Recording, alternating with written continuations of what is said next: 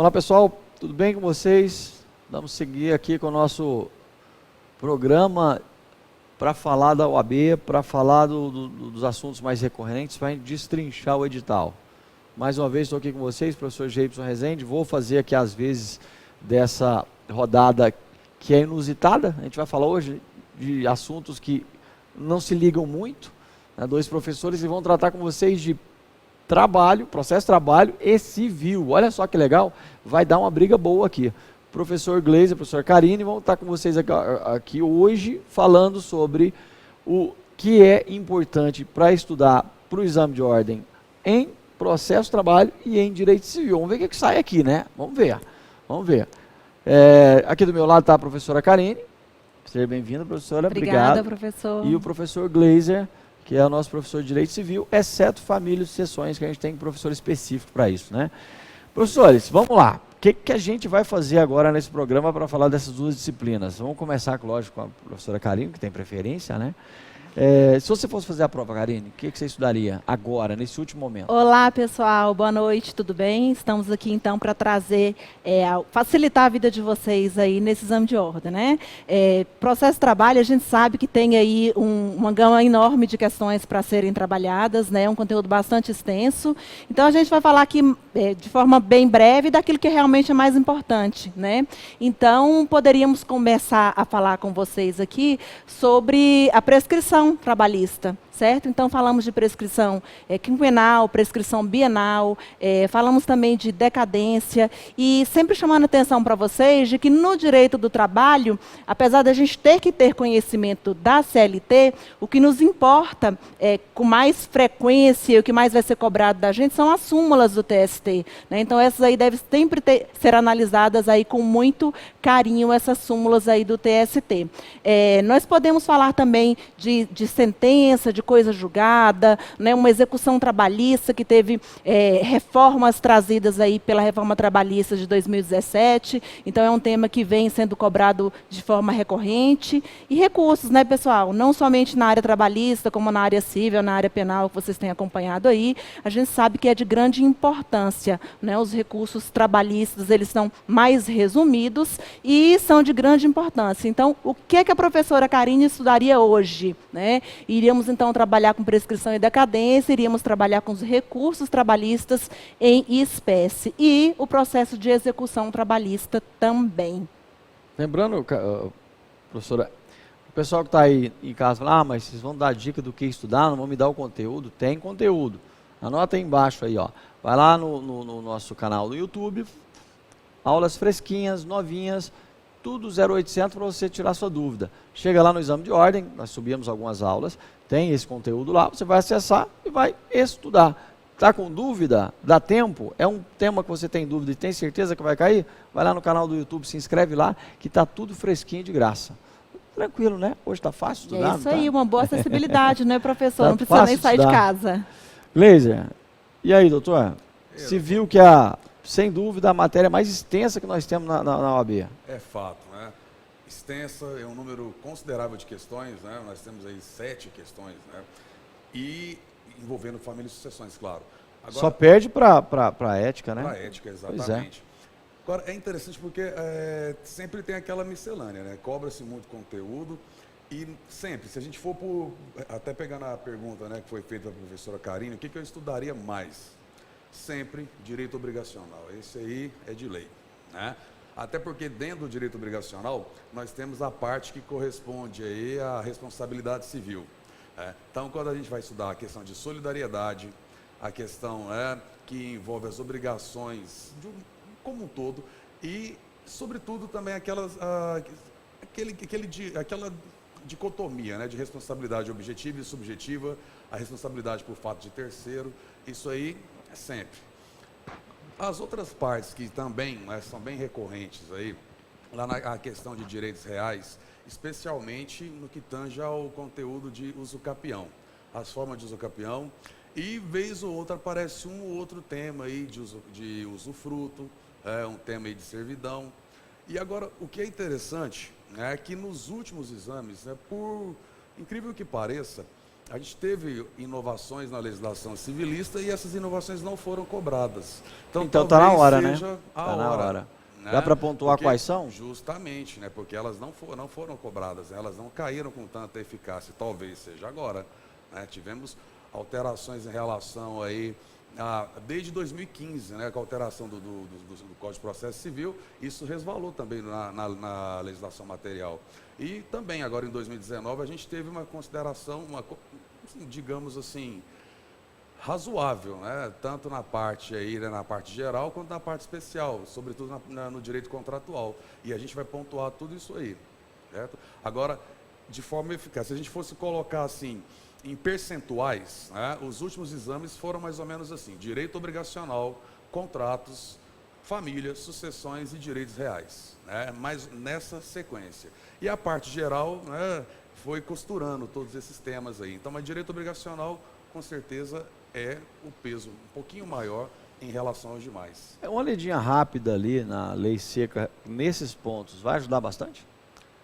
Olha, a lidinha rápida não vai ajudar tanto. Né? O que a gente tem que fazer aí é dar aquela caprichada ali, né, nos temas, né, pontuais, resolução de exercícios, né, e, sobretudo, aí, dar aquela, para todos os efeitos aí, né, analisar, né, pegar, no caso, questões anteriores, e dar uma interpretada na legislação. Porque quando fala em lidinha rápida, às vezes muitos alunos pensam naquela ideia passada assim, né? nos olhos, né? Passar os olhos ali, e não é bem isso. Né? Agora, a lei seca, com certeza, né? É sempre o ponto de partida. Né? Então, uma análise contundente da lei seca, com certeza vai ser bem interessante. Mas a gente vai dar uma destrinchada nela e com certeza o resultado vai ser bem interessante. Inclusive no nosso curso agora a gente está implementando, Gleison, por parte da nossa equipe de monitores, lógico, com a orientação do professor, os monitores vão retirar a parte doutrinária, a identificação na lei seca, e vai passar para os alunos, para que os alunos façam a leitura, primeiro, dos pontos mais importantes. Depois, a gente vai trabalhar os pontos de média importância, mas não só na doutrina. Então, o monitor, ele identifica na aula do professor, na apostila, na parte doutrinária, onde eu encontro isso na legislação seca, e o aluno vai ser recomendado ao estudo nessa parte de legislação seca. Porque fica interessante, até porque a FGV, ela cobra muito lei seca. Né? No direito penal, que é o meu caso, é um pouco mais restrito, mas nas outras áreas a gente percebe isso com muita frequência. E essa leitura constante, reiterada, vai te ajudar com certeza. Você tocou num ponto muito importante que, para mim, é o mais crucial para a aprovação no exame de ordem, até porque você não está concorrendo com ninguém. 40 pontos. Todas as bancas do Brasil, todas, possuem um banco de questões e de assuntos que eles cobram com mais frequência. E para você descobrir como é que funciona esse banco, você que está chegando agora para fazer seu estudo, tá? Começar estudando para a OAB agora, não ouviu nenhum professor falando ainda, você tem que responder questões anteriores. Morre de fazer isso. Pelo menos do 11º exame para cá, faz tudo, todas as questões. Pega o gabarito, anota suas dúvidas, tira suas dúvidas com o professor, mas responda, porque sua prova está ali dentro. Até porque, professor, não tem como a gente fugir muito daquilo que está ali na legislação especificamente, daquilo que está no edital, não é? Então, buscando ali a leitura anterior, você consegue estudar, você consegue revisar aquilo que você tem dúvidas ainda e analisar como cai na prova, porque muitas vezes a gente tem um conhecimento geral acerca de um tema específico, mas há uma intersecção entre os conteúdos, né? Apesar de ser lei seca, a gente vai conseguir vislumbrar ali na questão, falando de vários pontos. Por exemplo, dentro do processo de trabalho, a gente encontra ali o processo de conhecimento, o processo de execução, né, conversando entre si. Então, é importante o aluno precisa realmente ter que o aluno responda. Essa visão ampla, né? E, assim, eu repito, falo muito isso, esses temas que a gente está tocando aqui com vocês, em todos os nossos programas, são poucos, presta atenção, são poucos. Se o Gleison for falar aqui do direito civil para vocês, de tudo, capa a capa, a gente fica aqui 7 horas de programa só para dizer o que vai estudar, não é estudar. O que cai na prova de fato é muito pouco, é ali nada do nada, é 30%. Então esses 30% eu repito, você tem que ver muito, tem que estudar muito, tem que responder muitas questões relativas a ele, ler muita lei seca relativa a esse tema, e você tem que rever esse tema sempre. Por quê? Porque ele vai cair na sua prova. E esse tema, que representa aí 80% da sua prova, que é pouco dentro do que tem em todo o arcabouço, né, do direito civil, por exemplo, ele te dá os 40 pontos fácil. Então, é estudar com inteligência, não é ficar desesperado. Para mim, a importância do preparatório é essa. Por que você não vai aprender nada, não? Aqui você vai ser orientado a aprender. Não adianta pensar que vem para a sala de aula, vai sentar aqui, assistir a aula do Gleiser, assistir a aula da Karine, e sair daqui o craque em civil e trabalho. Vai não. É na sua casa que você fica diferente dos outros. Aqui a gente te orienta o que estudar. E o que é interessante também, que por mais que a gente direcione, né, que a gente tenha o foco, né, dos temas, né, mais recorrentes, não dá para a gente simplesmente ficar só em cima dele. A gente tem que ter uma visão geral, né? Em exames recentes, teve cobrança de direito de personalidade, doação de órgãos, coisas que normalmente na graduação alguns professores simplesmente negligenciam, pulam aquele conteúdo. Então não dá para a gente falar, não, só cai esse tema, não, é tudo. Ou seja, dos 2.048 artigos secos do Código Civil, fora legislações especiais, tudo, qualquer coisa, qualquer item ali é objeto de análise. Agora, claro, a gente tem expertise de saber aquilo que sempre tem uma cobrança maior, tal, mas a vantagem é que você estudando em casa e vindo estudar com a gente, você já vai estar preparado, né? E a gente vai direcionar seu estudo, vai facilitar bastante. Né? Esse estudo de sedimentação é muito importante. O aluno ver e rever conteúdo, e agora a gente está implementando aqui também, falei para a professora Karine agora há pouco, a aula inversa para os nossos alunos. O que é essa aula inversa? É uma aula onde o aluno primeiro estuda, depois ele tem a aula. E dentro da sala de aula ele vai discutir os pontos mais importantes, entre eles, e depois o professor tira as dúvidas. Cara, isso é muito bom. Isso foi inventado lá em 1984, lá em Harvard. E funciona. Por quê? Porque você trabalha pontos do cérebro que fazem com que você forme a memória de longo prazo. Para não dar aquele branco na hora da prova. Alguns detalhezinhos que são muito importantes para você chegar na hora da sua prova tranquilo. Né? O que a gente está fazendo aqui para você agora é te dizer, olha, na bacia das almas, no desespero, civil e processo do trabalho, vejam primeiro esses pontos. É isso. Mas como o Gleiser disse, não quer dizer que você vai ver só isso. Por isso é importante o estudo mais longo, né? Exato. Esse estudo de 1 mês e meio, 2. Tem gente que faz reta final de uma semana. Aí toma bomba no fácil. Infelizmente, os nossos alunos, eles não saem da graduação bem. É que a gente fala de provas, quando a gente dá dica, do que ordinariamente acontece, né, nas provas anteriores, mas cada prova ela é única. Né? Então, como o professor falou, aquelas questões que nunca caíram, de repente elas podem cair.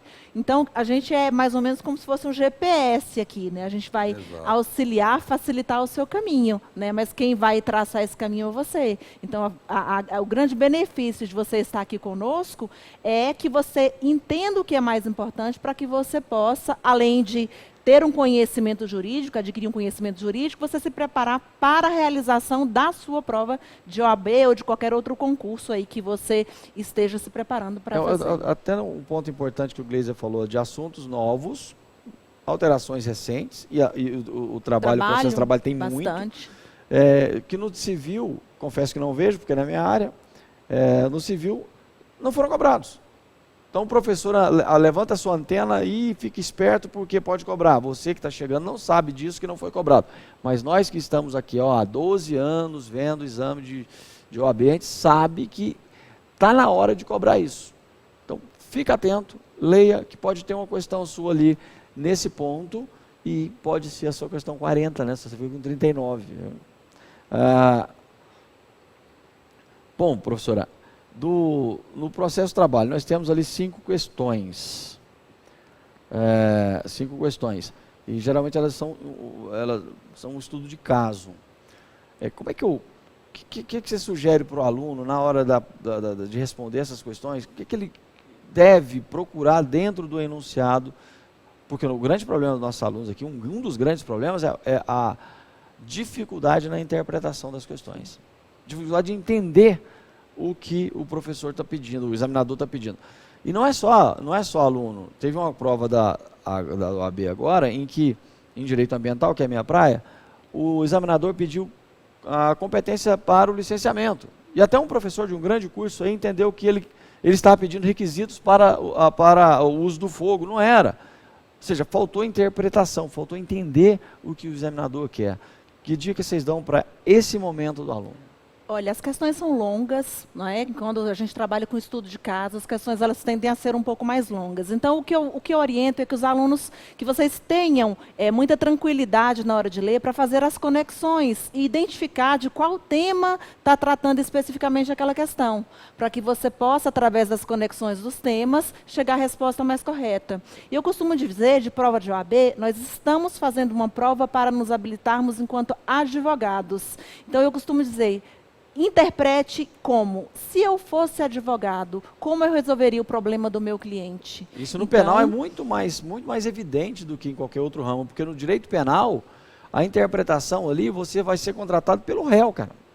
Em 98% dos casos, você é contratado pelo réu. Em 2% dos casos, você vai como assistente de acusação. Mas a regra é que você tenha que achar uma brecha para o réu. Então, a interpretação pende para o lado do réu.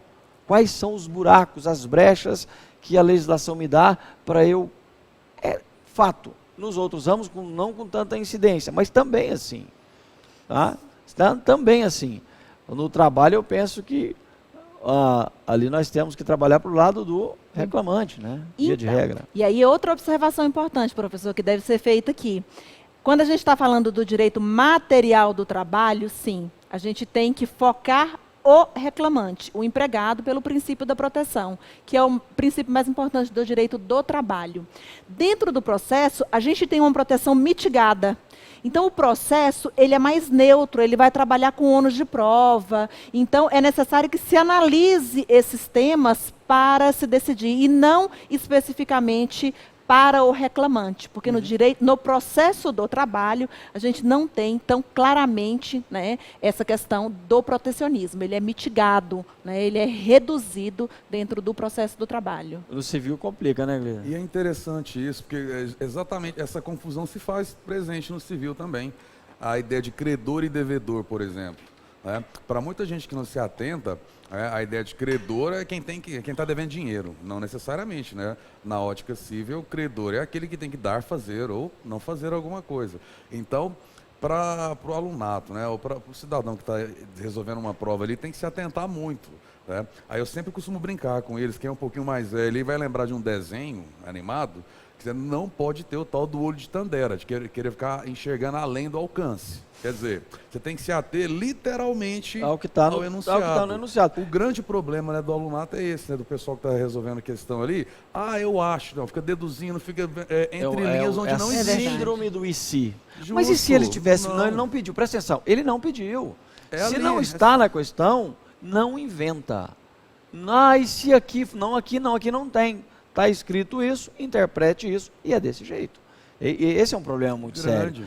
Professor, mas eu pensei que ele pudesse. Não, o enunciado disse que se ele pudesse? Não disse, então não está. O limite da sua questão é o enunciado. Justo, e erra-se às vezes, né, às vezes até por a pessoa assim, tá de um bom grado, digamos assim, né? Ela se esforça tanto, se dedica e tal, mas fica fazendo conjecturas que não existem, né? E aí, na hora de responder, ela acha que está fácil demais. Então, se está fácil demais, tem que ter um pega, tem que ter uma complicação, e nem sempre tem. Fulano de tal atirou em Beltrano e lá não disse que ele morreu. Mas se ele morreu? Está dito que ele morreu? Não está, então, ele não morreu. Só disse que atirou. Se o examinador quisesse dizer que era um homicídio consumado, com a morte da vítima. Ele não disse, logo ele não morreu. E os alunos, né? E aí isso não é problema só dos nossos alunos da OAB, não. Foi nosso também no começo. Com certeza. Então vocês têm que vencer essa barreira, porque a prova fica difícil assim. Essa parte interpretativa. E aí vem o professor Adriano Alves, que vai dar uma aula de interpretação para a galera, para eles poderem extrair o conteúdo que de fato o examinador pede ali no enunciado. Isso é muito importante. Mais alguma coisa, senhores? A questão agora é dedicação, né? Agora, prova, calma, tranquilidade. Lembra de algum assunto aí que você não domina ainda? Vai lá no seu livrozinho, dá uma olhadinha rápida.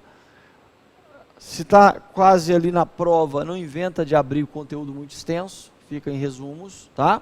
Fica em questões, porque você consegue ver mais coisas em menos tempo. E calma, né?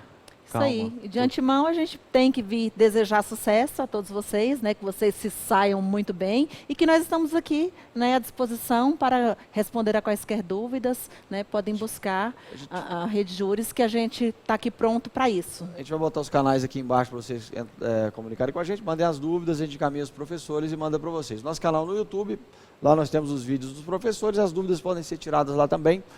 Beijo no coração, obrigado, gente, foi muito bom. Obrigado. Nós estamos aqui com um projeto de tira dúvidas e de esclarecimento para os nossos alunos. Não é conteúdo, mas uma orientação para um estudo racional. Obrigado pela presença, Gleiser. Obrigado, professora Karine. E vamos que vamos, né? Isso aí, vamos lá, Eu que pessoal. agradeço a oportunidade aqui. Vamos lá, gente. Isso aí. Até mais, gente.